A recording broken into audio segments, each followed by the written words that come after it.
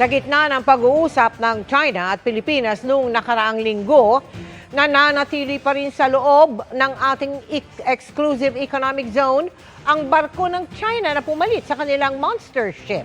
Niradyohan niya ng PCG. Pero sinagot naman ng China. Nakatutok si JP Soriano.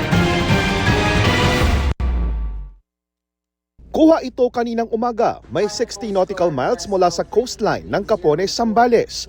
Ang isa pang higanteng barko ng China Coast Guard, ang CCG Vessel 3304. Ito ang pumalit sa pwesto ng tinaguriang China Monster Ship na CCG Vessel 5901 na mahigit 2 linggo nang nagpapaikot-ikot sa paligid ng Exclusive Economic Zone o EEZ ng Pilipinas.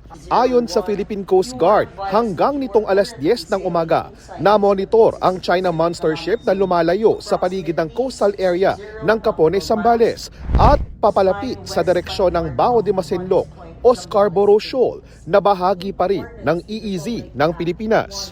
Kanina, muling niradyohan ng PCG ang pumalit na CCG Vessel 3304. You do not possess any legal authority to patrol inside the Philippines Exclusive Economic Zone. You are directed to depart immediately. Agad itong sinagot ng China Coast Guard. The so-called award for the South China Sea arbitration is illegal and invalid. China neither accepts or nor recognizes it. Taong 2016, nang ibasura ng UN Arbitral Tribunal ang pag-aangkin ng China sa halos buong West Philippine Sea, kabilang na ang Bao de Masinloc na itinuturing ng gobyerno ng Pilipinas na bahagi ng teritoryo ng bansa at nasa loob ng Exclusive Economic Zone o EEZ ng Pilipinas. Mahigit 2 linggo nang nagmamatigas ang China at ayaw tumigil sa pagpapatrolya sa karagatan ng Pilipinas. They are slowly moving. Sometimes they have a speed of 2 knots, sometimes 4 knots. So hindi sila nakapirmi lang sa isang lugar, gumagalaw sila. That's obviously illegal. Again, they are not exercising freedom of navigation in our exclusive economic zone.